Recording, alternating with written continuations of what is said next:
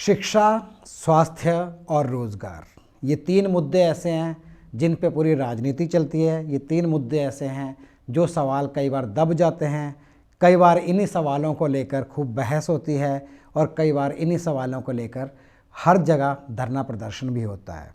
लेकिन सबसे बड़ी बात ये आती है कि रोज़गार तो बाद में आता है, पहले शिक्षा है। शिक्षा प्रणाली कैसी है, उस पर सवाल उठना ज़रूरी है, उस पर काम होना ज़रूरी है।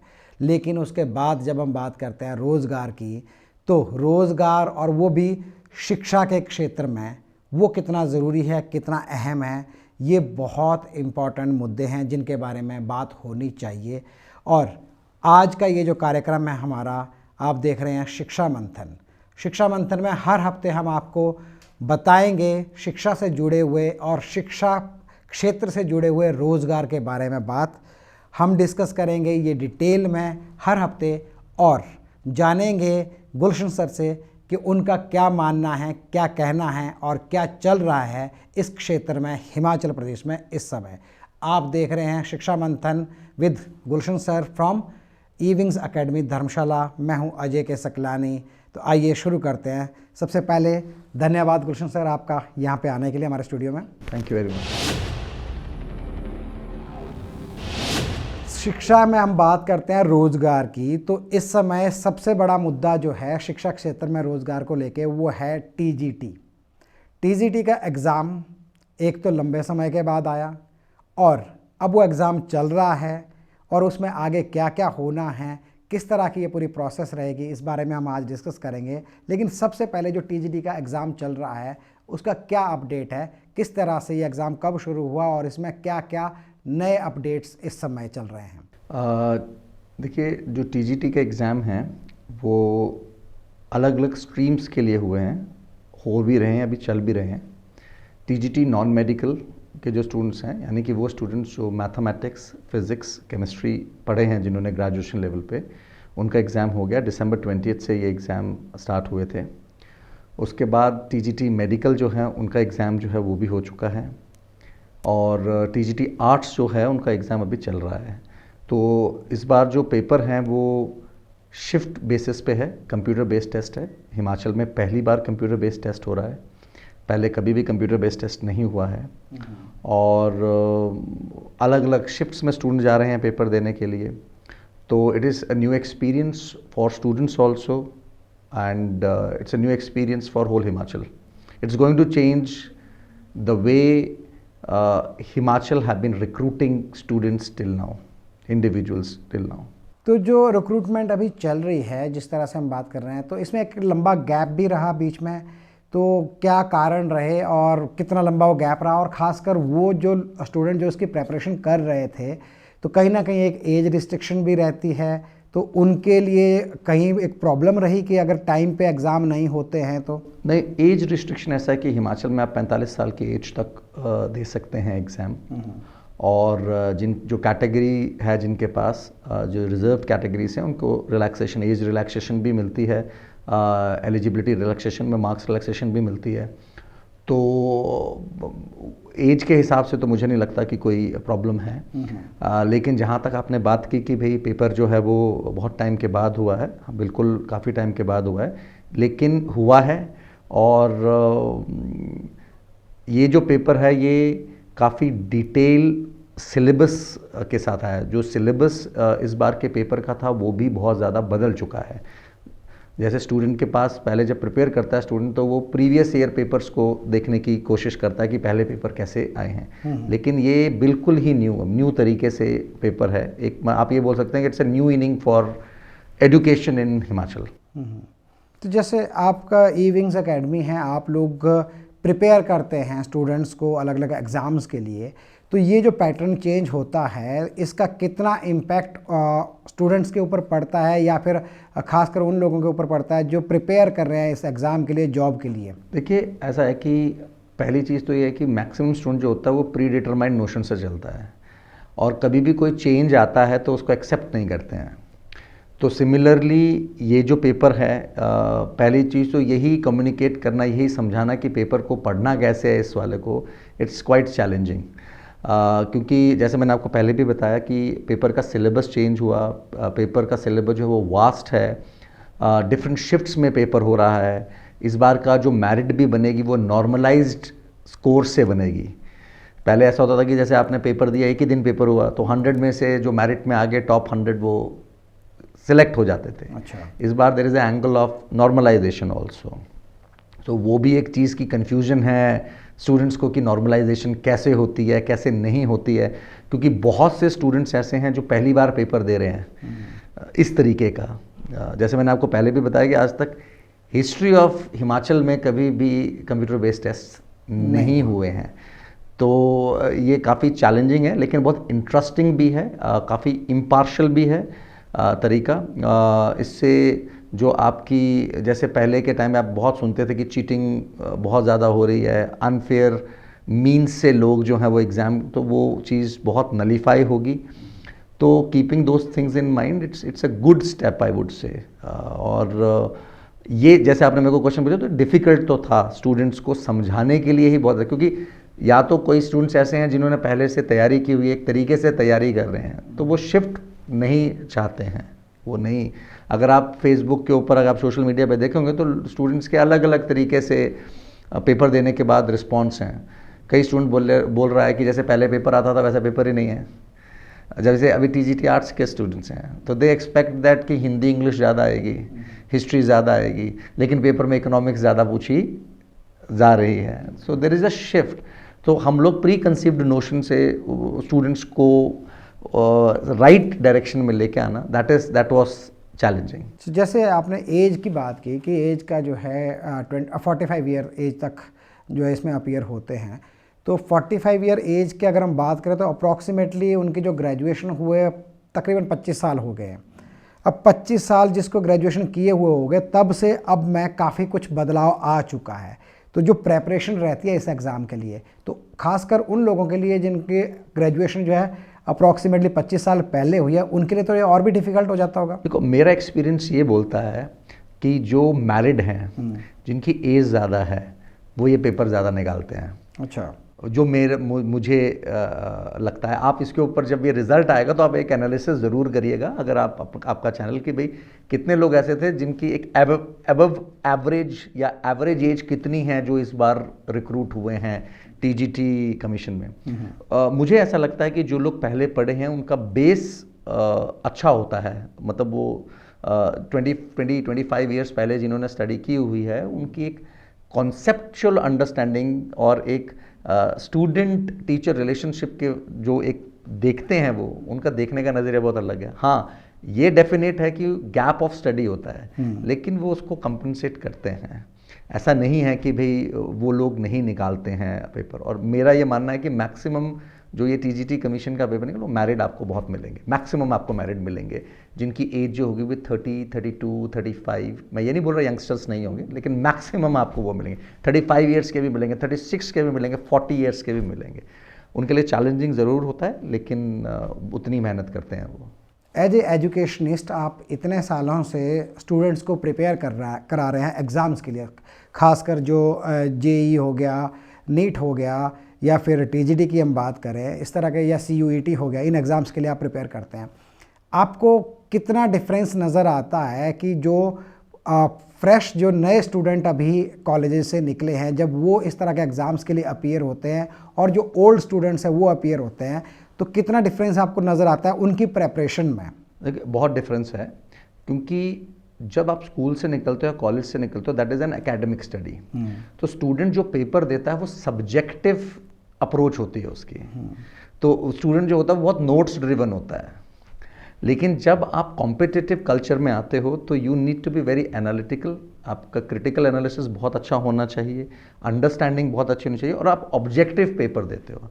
और कुछ पेपर ऐसे होते हैं जो ऑब्जेक्टिव प्लस सब्जेक्टिव होते हैं, और मैक्सिमम एग्जाम्स जो हैं वो लेयर बेसिस पे है, टेयर बेसिस पे हैं। तो जैसे लेवल 1, लेवल 2, फिर इंटरव्यू, ऐसे पेपर जो हैं आप एकेडमिक उसमें नहीं देते हैं। तो to understand and to absorb, वही चीज़ जो है स्टूडेंट को टाइम ले लेती है, 5 to 6 मंथ। और जो स्टूडेंट सेंसिबल होता है वो अगर ग्रेजुएशन में है तो वो फर्स्ट ईयर सेकंड ईयर से ही बढ़ना स्टार्ट कर देता है। क्योंकि उसको मालूम है कि मुझे 1 साल 1.5 साल 2 साल लगेंगे। और जब आप फाइनल ईयर में पहुंचते हो ग्रेजुएशन के, तो बहुत से एग्जाम जो है वो फाइनल ईयर में अपेयर कर सकते हो। बहुत से एग्जाम्स आप तब दे सकते हो जब आपने ग्रेजुएशन जो है वो आप ग्रेजुएशन कर रहे हो, जैसे आपकी 18 ईयर्स प्लस एज होगी, so there are many exams that you can appear for. तो वो स्टूडेंट जो है वो चांस मिस करता है, क्योंकि जो एग्जाम्स होते हैं वो एज एलिजिबिलिटी बेस्ड होते हैं। जैसे इंडियन नेवी के पेपर होंगे, आपका एयरफोर्स के एग्ज़ाम्स होते हैं, एनडीए का एग्ज़ाम होता है। तो कई स्टूडेंट्स जो होते हैं वो एक आध बार देते हैं, उसके बाद वो they leave it. So they don't, वो जो 3 साल और 4 साल का फेज़ है ग्रेजुएशन में, वो उसको लूज़ करते हैं।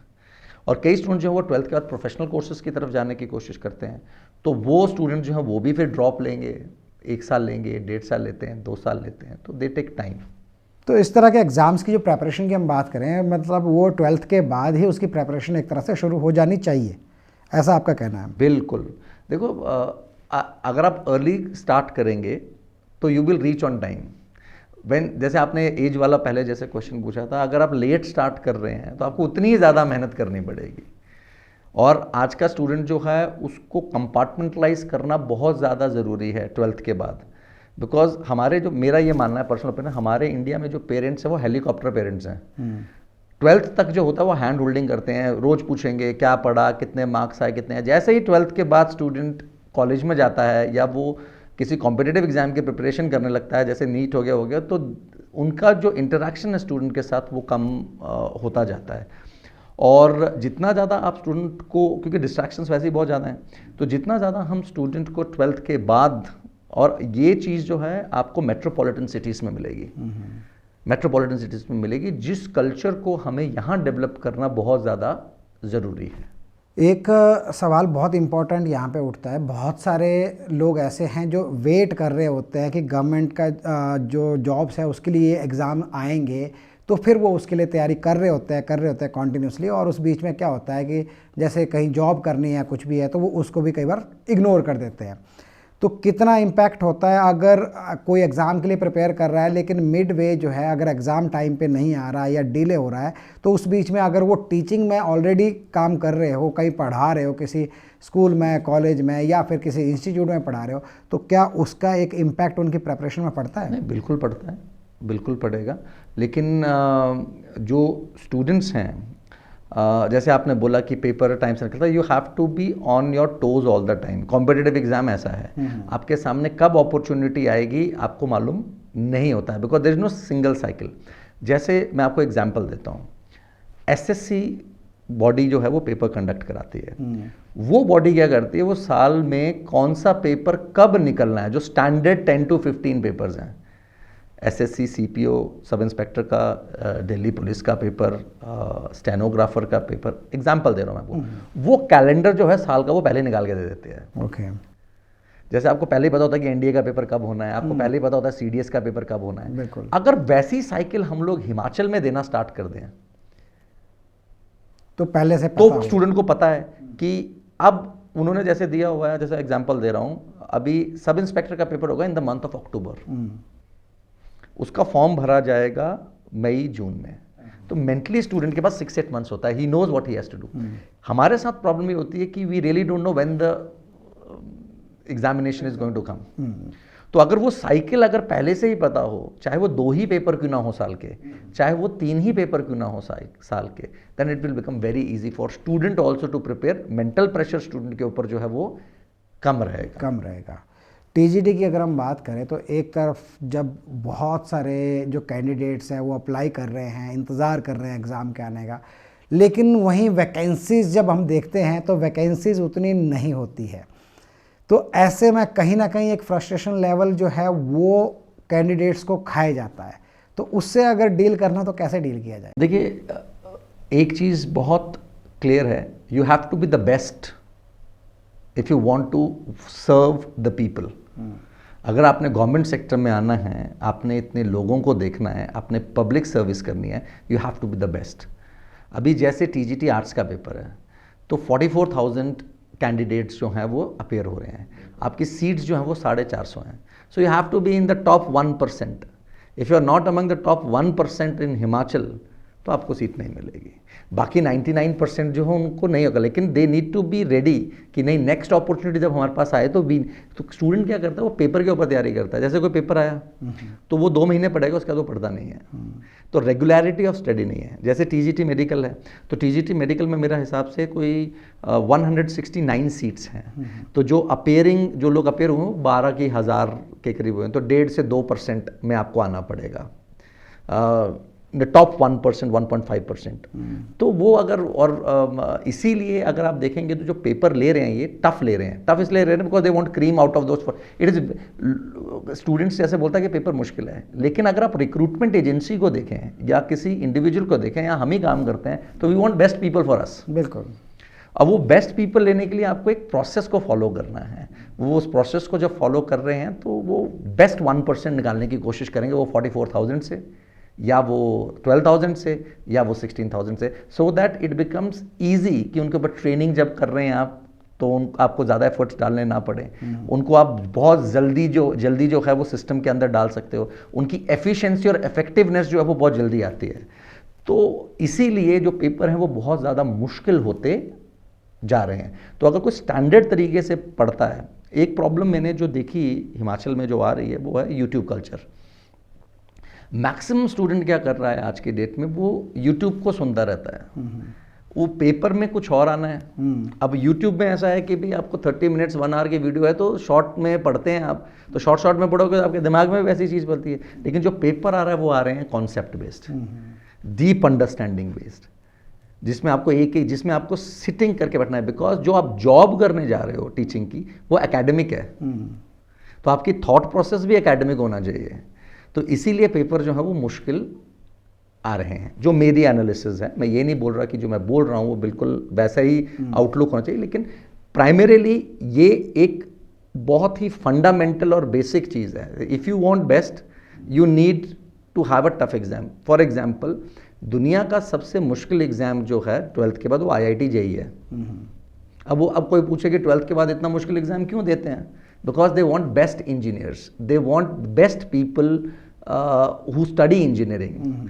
या नीट का पेपर होता है, 23 25 लाख बच्चा पेपर देता है। क्यों मुश्किल पेपर डालते हैं? इसलिए डालते हैं कि बेस्ट मिले। तो वैसे ही जब हम रिक्रूटमेंट की बात करते हैं, तो अगर पेपर इजी आएगा तो देन इट बिकम्स लक।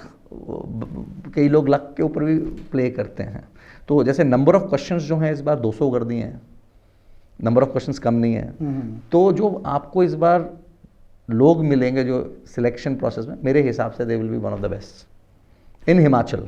हम इस पे कंटिन्यू करेंगे, लेकिन उससे पहले मैं आपको बता दूं कि इन केस अगर आपकी कोई भी क्वेरीज हो प्रेपरेशंस को लेकर के, वो चाहे TGT हो, चाहे नीट हो, चाहे JEE हो, चाहे CUET हो, चाहे NDA CDS, कुछ भी अगर आपकी कोई क्वेरीज़ है तो आप गुलशन सर से कनेक्ट कर सकते हैं। नीचे हम स्क्रॉल में नंबर दे रहे हैं, जो नंबर E-Wings अकेडमी का है। तो आपके जो भी हेल्प चाहिए, जिस तरह का भी आपको कहीं कोई कंसल्टेंसी चाहिए, तो आप गुलशन सर से उसके बारे में बात कर सकते हैं।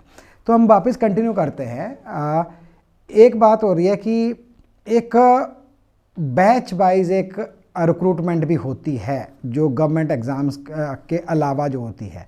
तो हिमाचल में बैच वाइज रिक्रूटमेंट और TGT में सेम वही टीचिंग में, क्या वो अभी भी बैच वाइज हो रही है या नहीं हो रही है? बिल्कुल। तो उन दोनों की अगर हम बात करें तो कितना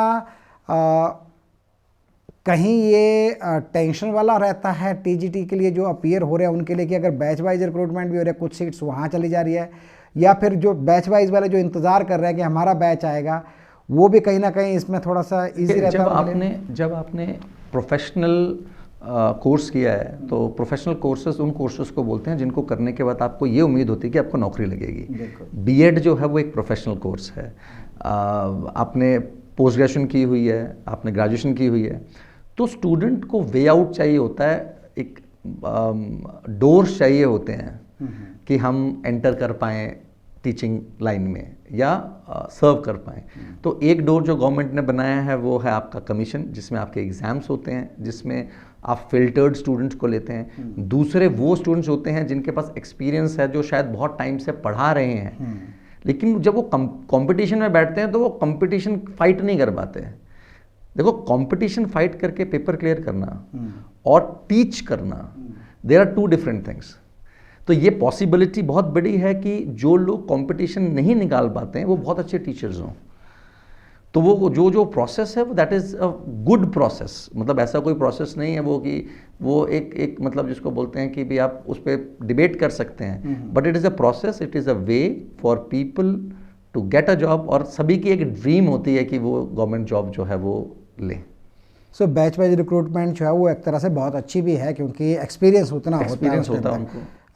एक नेगेटिव पॉइंट उसमें ये हो सकता है कि इन केस किसी का बैच वाइज नंबर आ रहा है लेकिन वो टीचिंग प्रोफेशन में नहीं है काफ़ी टाइम से, बट बैच वाइज वो आ जाता है, तो फिर वो उसका बच्चों को पढ़ाने में या तो उसके लिए भी डिफिकल्टी होगी या फिर वो इंडिविजुअल की मोरालिटी के ऊपर है कि वो ज्वाइन करना चाहता है कि नहीं करना चाहता।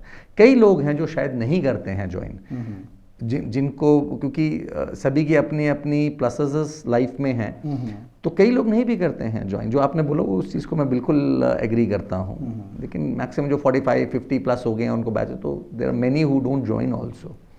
तो कहीं ना कहीं उसके लिए इस तरह का कोई क्राइटेरिया है कि उनका एक्सपीरियंस सर्टिफिकेट बैच वाइज उससे पहले मुझे नहीं लगता, बट वो तो जो ये बहुत ही अच्छा आपका इनपुट है कि एक्सपीरियंस भी एक फैक्टर होना चाहिए जब आप बैच वाइज भर्ती कर रहे हैं। लेकिन बैचेस इज ऑफ बीएड, कि आपने बीएड कब की है तो उसके बेसिस पे है, वो एक्सपीरियंस के बेसिस पे। अच्छा, वो जस्ट वो ईयर देखा जाए, हाँ ईयर देखते हैं उसके बेसिस पे।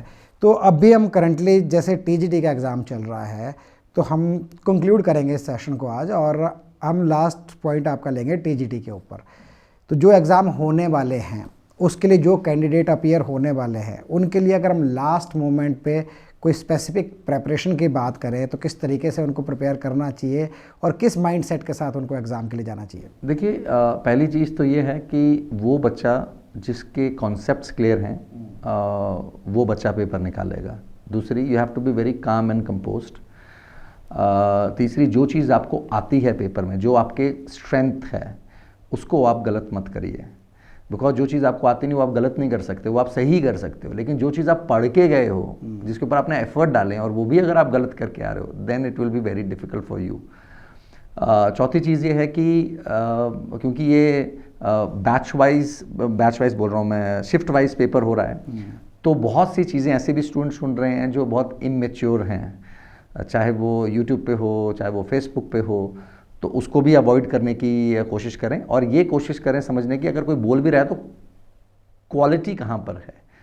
नॉर्मलाइजेशन, जैसे मैंने आपको बताया, इस बार नॉर्मलाइजेशन जो है वो बहुत इंपॉर्टेंट फैक्टर होगा। तो नॉर्मलाइजेशन आप लोगों के लिए मैं समझा देता हूँ कि जैसे मान लीजिए कोई पेपर है वो 5 शिफ्ट्स में हुआ है, तो एक शिफ्ट ऐसी होगी जिसका एवरेज स्कोर ज़्यादा होगा और दूसरी शिफ्ट ऐसी होंगी जिनका एवरेज स्कोर कम होगा। तो जो हाईएस्ट शिफ्ट है जहाँ पे एवरेज स्कोर ज़्यादा है, इसका मतलब ये हो कि वो शिफ्ट इजी है। जहाँ पर नंबर कम है एवरेज स्कोर, इसका मतलब वो शिफ्ट टफ थी। अब ये पता लगाना कि कौन सी शिफ्ट में कितने लोग थे, कितने एवरेज गया, वो बहुत डिफिकल्ट है। तो एजम्पशन लगा रहे हैं सभी, और डेटा बहुत बड़ा है, किसी के पास डेटा भी नहीं है। दूसरा स्टेप इसमें ये होगा कि जो आपका एवरेज स्कोर, जिसकी हाईएस्ट स्कोर है और जिनका लोएस्ट स्कोर है, उनका स्टैंडर्ड डेविएशन मेथड को इस्तेमाल करके आपका स्कोर को करेक्ट किया जाएगा। कब तक इसका रिजल्ट जनवरी एंड हाँ, मेरे ख्याल से पहला रिजल्ट जो है वो टीजीटी मेडिकल का आएगा, उसके बाद नॉन मेडिकल का आएगा, और फिर उसके बाद आपका आर्ट्स का आएगा। अभी जेबीटी का पेपर जो है उसकी डेट आनी है। तो मेरा ये मानना है कि गवर्नमेंट जो है वो अप्रैल में इनको ज़रूर ज्वाइनिंग देंगी, और best of luck to all जो भी एग्ज़ाम दे रहे हैं, एंड वेट। और अगर आपको ऐसा लगता है कि आपका ये पेपर नहीं हुआ है, अभी जैसे एक चीज़ मैं और बता देता हूँ टीचिंग के लिए, गवर्नमेंट ने सेट का पेपर निकाला है। अच्छा। State eligibility test.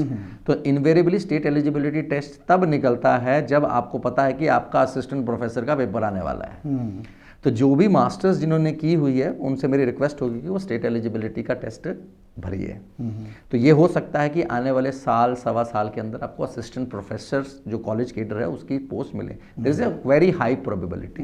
Then PGT, अभी जैसे टीजीटी का पेपर ट्रेन ग्रेजुएट, वैसे ही पीजीटी की भी काफ़ी वैकेंसीज जो हैं वो खाली हैं। 31 मार्च को बहुत से लोग जो हैं वो रिटायर होंगे। पहले रिटायरमेंट की अलग अलग डेट्स होती थी, अब गवर्नमेंट ने एक ही डेट कर दी कर है। दी है। तो इस बार गवर्नमेंट को बहुत क्लैरिटी होगी कि भी कहाँ किस चीज़ की रिक्वायरमेंट है। तो आप ये देखेंगे कि अप्रैल के बाद जो साइकिल है, शायद मुझे ऐसा लगता है कि बहुत क्लीन साइकिल होगी, जहाँ हमें ये पता लगेगा कि अब कौन सा पेपर आ रहा है, अब कौन सा पेपर है, किस तरीके से नहीं है।